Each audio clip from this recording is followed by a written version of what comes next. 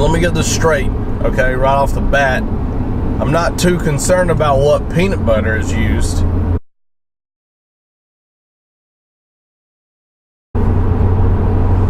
Hey everybody, Kane here on a glorious Thursday morning. That's right, a day late, but better than never. Still gonna get this one done, pump it out, talk to the masses, let them know what's up. Today, on this mundane drive to work, I'm gonna talk about my favorite sandwich combinations. You might be thinking, how is that interesting?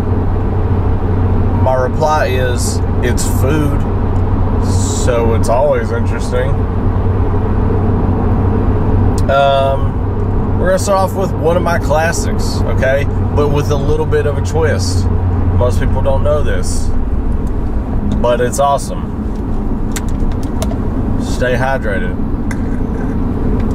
That's not it. So the first one is actually peanut butter and jelly. Let me get this straight, okay, right off the bat. I'm not too concerned about what peanut butter is used as far as like crunchy or creamy. You can use whichever one you want. Personally, I like creamy just for the nostalgia factor, but if I want a little crunch, you know, I'll throw in the crunchy. Extra crunchy is too much, I think. Some of it's too many peanuts. You're not expecting it. You might as well be eating Captain Crunch. It's just like tearing up your mouth. I don't like it. At least on a sandwich. And depending on your bread, it's just like ripping up your sandwich bread, coming through the holes. I don't know. I don't like it. So we're staying with creamy basically for this instance. So creamy, now this is a big point of discussion, is what type of jelly in the peanut butter and jelly? Meaning, what fruit do you use? I'm not a big proponent of grape. Never was. Grape is not my favorite. I'll eat it if you've got it, but it is not my favorite. Okay? I've got two other ones that top it, and it may sound a little weird. Well, the first one doesn't. Strawberry, all-time favorite. Super good preserves. I love them. They're good. And with the combo with the peanut butter, can't beat it. Second one's actually apple jelly, which I think a lot of people forget exists. I haven't actually had it in a long time, but I used to love apple jelly when I was younger. Now here's the actual twist on the whole sandwich though. Most people don't do this. What kind of bread? Yeah, you could just slap it on some white sliced bread. Go ahead. Still gonna be spectacular. But the kicker on mine is it's actually on sourdough. Letting that sink in. So you got creamy peanut butter. Let's say you have strawberry jelly. Slap that stuff on some sourdough. Woo! It's good. You get a little tang. It makes it interesting. You get a good like mouthfeel from the sourdough. God, I love it. It's really good.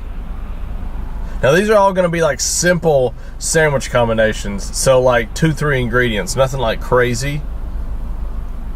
Should I call them ingredients? Are they ingredients if they're in a sandwich? I mean, I guess so. I just always figured like ingredients were things when you make, well, I guess so. When you make another dish, other foods are still ingredients. It just seems like they're like parts of the sandwich. They're not necessarily ingredients. That sounds weird to me. I don't know. So that's my first one. I love it. Peanut butter and jelly, strawberry jelly, apple jelly on some sourdough bread. It's good.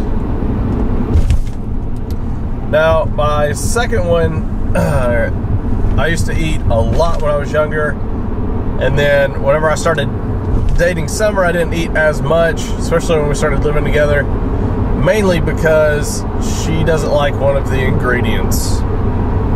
So we just didn't have it around the house a lot. But that is a tomato and cheese sandwich. Now, I guess maybe because this one's kind of near and dear to my heart that I don't normally change the breads on it. You can make it better with some better breads, but the sandwich goes as this. You have white sliced bread, mayonnaise, good tomatoes. Good tomatoes, okay? Salt, pepper if you want it. I used to only do salt when I was younger. When I elevated my taste game, put some pencil shavings on there.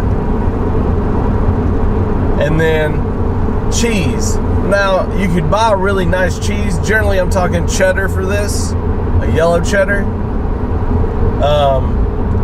We always put just like American sliced cheese on there, some cheddar. And then on top of that is another layer of mayonnaise. No, you don't spread it on the cheese. You're spreading it on the top piece of bread.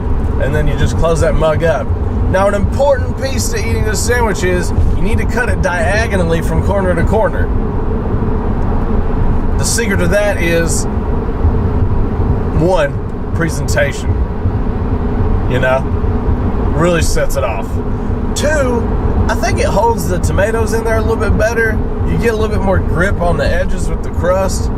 It makes like a little envelope of tastiness, and you just chow down after that. And if it's a good tomato, your sandwich is pretty much set. I mean, even if the cheese is mediocre or not that great, you can have a dang good tomato and cheese sandwich just from, you know,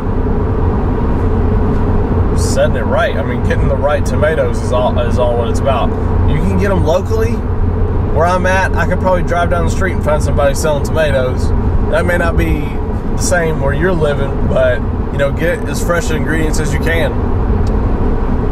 And then the last one that I'm going to talk about is, I don't know, some kind of weird, like, I started eating it when I was maybe in middle school, when I started to like cook on my own or like chop stuff up on my own when I was in like 6th grade. Excuse me. And this was where we're getting into some proteins, okay? Like some meat proteins. And this one's still a simple sandwich, but something just sets it off for me and I love it. The key is that you have to have like really good ingredients with all the other ones too. I mean, it kind of, your elevation for ingredients and tastiness is a high correlation, okay? So you can get, I don't care what bread you get on this one either. For me, it was always just like white sandwich bread. If you couldn't tell, we had that around a lot. But sometimes we would, you know, splurge a little bit. We get some sourdough. Sourdough is like one of my favorite breads ever. And so, piece of bread, mayonnaise, mustard on that mayonnaise on the bottom. I guess if you flip it over, it's on the top. It really doesn't matter which side you're on. But then, you're talking 2 to 3 slices of roast beef. Really good roast beef. If you want to kick it up a little bit, you can get some Cajun rub roast beef. I know.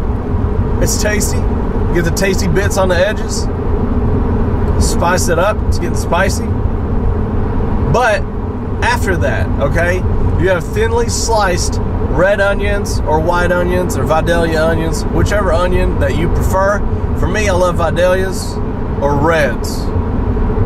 And so slice those up thinly. That way you can get some onion in every bite, okay? Top piece of bread has mayonnaise on it, salt, pepper, close it up. Now the kicker to that one is, that one's really, really good if you toast the bread. So you have that option of variability. Do you want some crunch, some texture in that sandwich, or do you not? Preferably, I like the toasted bread on that sandwich. And then you can kind of mash it down. It's kind of like your own, like, small made panini without a panini press. A little DIY panini. Even though, like, you're not melting any cheese or anything like that on there. But, love it. It just bonds together so well. And the onion's really the kicker there. If you have a bad onion, or if it's like a really, not really a bad onion, you ain't gonna eat a bad onion, but if it's not that great of an onion, flavor-wise, I mean, you're gonna ruin your sandwich. But if you have a really good one, if it's really sweet, or just got that nice subtle onion flavor, Boom, sets it off. Roast beef is just elevated, okay? God, the flavor is like all the way up. And you'll probably eat 3 of them, and 1 of them was actually for your lunch, and the other 2 were just for flavor, because it's delicious. So these are my top 3, simplified sandwiches that I love to eat.